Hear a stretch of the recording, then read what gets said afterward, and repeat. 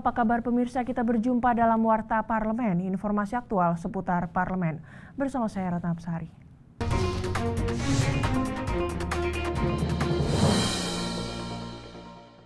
Meski mengalami penurunan dalam beberapa tahun terakhir, Komisi 11 DPR RI mengapresiasi tingkat pertumbuhan ekonomi Provinsi Sulawesi Tenggara yang masih di atas rata-rata angka pertumbuhan ekonomi nasional. Pertumbuhan ekonomi tersebut mampu menekan angka pengangguran di Sulawesi Tenggara. Dalam rangka reses masa persidangan kelima tahun sidang 2015-2016 ini, Komisi 11 DPR RI melakukan kunjungan kerja ke Provinsi Sulawesi Tenggara. Ketua Tim Kunjungan Kerja Komisi 11 DPR RI ke Sulawesi Tenggara, John Erizal, mengapresiasi pertumbuhan ekonomi Provinsi Sulawesi Tenggara yang lebih tinggi dibandingkan dengan pertumbuhan ekonomi nasional. Menurut John Erizal, pertumbuhan ekonomi di Sulawesi Tenggara sudah berjalan sangat baik. Hal ini dapat terlihat dari berkurangnya angka kemiskinan dan tingkat pengangguran. Angka Indeks Pembangunan Manusia atau IPM Provinsi Sulawesi Tenggara juga lebih tinggi dari rata-rata nasional. Juga pengangguran itu 65,66, ini juga bagus. Nah, kemudian IPM yang sedikit tinggi dari rata-rata nasional adalah 68,75. Nah, ini kita melihat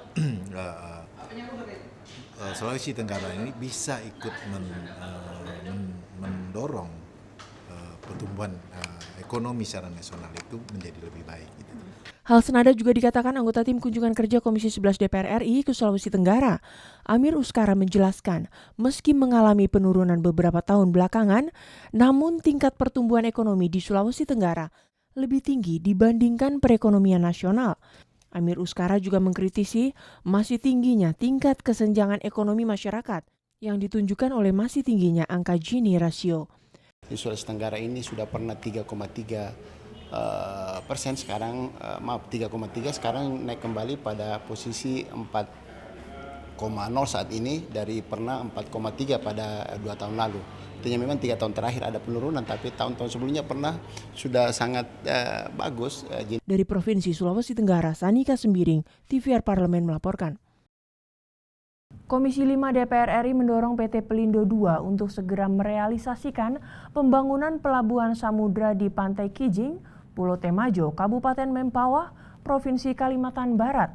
Karena pelabuhan tersebut diperlukan untuk mendorong percepatan pertumbuhan ekonomi di Kalimantan Barat. Komisi 5 DPR RI melakukan kunjungan kerja ke Provinsi Kalimantan Barat dalam rangka reses masa persidangan kelima tahun sidang 2015-2016. Wakil Ketua Komisi 5 DPR RI Lazarus meminta kepada semua pihak, termasuk pemerintah daerah, untuk membantu PT Pelindo II mengembangkan pelabuhan laut di Pantai Kijing karena pelabuhan Pontianak sudah tidak memadai lagi untuk menampung kebutuhan aktivitas perdagangan. Lazarus menambahkan, salah satu masalah yang dihadapi Pelabuhan Pontianak adalah kuatnya sedimentasi di sepanjang alur Sungai Kapuas. Akibatnya, akses transportasi kapal semakin sulit karena tergantung pada pasang surut air laut. Kondisi pelabuhan ini sudah betul-betul tidak bisa lagi dikembangkan.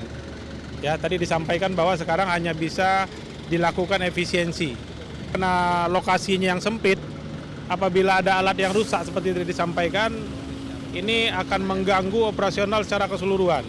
Dan tadi sudah disampaikan bahwa mereka akan membangun satu lokasi di Kijing ya, dekat Pulau Temajo sana di Kabupaten Mempawah. Nah, mudah-mudahan ini kita dorong mereka cepat mulai sehingga itu bisa cepat selesai dan untuk sekian tahun ke depan persoalan yang ada di sini mungkin bisa berkurang ya. Hal senada disampaikan anggota Komisi 5 DPR RI Syarif Abdullah Al-Kadri. Syarif mengatakan masalah pelabuhan ini sangat vital karena memiliki dampak yang besar terhadap perekonomian Kalimantan Barat. Selama ini untuk mengekspor salah satu komoditas utama Kalimantan Barat, yaitu minyak sawit mentah atau crude palm oil, pengiriman harus melalui pelabuhan tetangga seperti Belawan, sehingga pemerintah setempat tidak mendapatkan pajak dari kegiatan ekspor tersebut. Nantinya, Pelabuhan Kijing akan menjadi pelabuhan di wilayah alur laut Kepulauan Indonesia atau ALKI 1 meliputi Sumatera dan Kalimantan Barat sehingga ekspor Kalimantan Barat bisa melalui pelabuhan tersebut. Kalbar ini daerah pengekspor terutama CPU. Sampai saat ini kita tidak mendapatkan devisa karena kita ekspor tempat lain dari pelabuhan lain. Nah, kita harapkan ada pembangunan pelabuhan samudra, pelabuhan internasional. Nah, yang tadinya direncanakan di Kijing, ya alhamdulillah ternyata sudah ada ketegasan, itu tetap lanjut. Nah, tentu ini merupakan satu hal yang harus kita dorong. Dari Provinsi Kalimantan Barat, Nur Iman, TVR Parlemen melaporkan. DPR RI dan pemerintah Ukraina berkomitmen untuk meningkatkan kerjasama dalam berbagai bidang, khususnya dalam pengadaan alat utama sistem persenjataan atau alutsista. Indonesia berharap kerjasama dilakukan antar pemerintah kedua negara atau government to government, tidak lagi melalui pihak ketiga. Pimpinan DPR RI menerima kunjungan kehormatan Presiden Ukraina Petro Poroshenko di ruang tamu pimpinan Dewan Gedung Nusantara III, DPR RI Senayan Jakarta baru-baru ini. Dalam jumpa pers usai pertemuan, Ketua DPR RI Ade Komarudin menyampaikan Indonesia mendukung pemerintah Ukraina untuk menjaga kedaulatan dan teritorialnya. Seperti diketahui, saat ini negara Ukraina sedang berkonflik dengan Rusia. Ketua DPR RI menyatakan Indonesia berkomitmen untuk meningkatkan hubungan kerjasama dengan pemerintah Ukraina dalam berbagai bidang, terutama dalam pengadaan alutsista. Namun Ade berharap kerjasama di bidang alutsista antara pemerintah Indonesia dan Ukraina tidak perlu lagi melalui pihak ketiga, tetapi langsung antar kedua pemerintah, sehingga kualitas dan harga persenjataan semakin baik. Kita selama ini selalu mengekspor sawit, kemudian beberapa hal komoditas lainnya, dan Ukraina itu pasar yang cukup besar, sawit, karet dan lain sebagainya, hasil komoditas kita. Nah, tentu kerjasama yang baik dengan Ukraina itu sangat penting untuk agar di tengah-tengah menurunnya pertumbuhan ekonomi dunia, di mana harga komoditas juga turun, kita memerlukan pasar yang luas semacam Ukraina tersebut.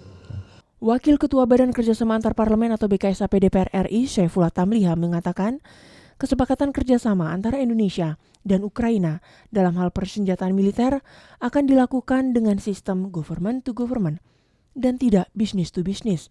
Terutama untuk kerjasama di bidang persenjataan militer yang sesuai dengan kebijakan pemerintah, bahwa kebijakan itu tidak lagi melalui B2B, business to business, tetapi sudah Z to Z, negara dengan negara. Jadi kita kerjasama dengan pemerintahnya. Nah, ini juga untuk menghapus ketergantungan kita dalam alutsista menggunakan dana APBN yang sangat besar. Hilman Hidayat, Kristio dan Arif, TVR Parlemen melaporkan. Demikian Warta Parlemen kali ini, sampai jumpa pada Warta Parlemen berikutnya. Terima kasih atas perhatian Anda. Wassalam.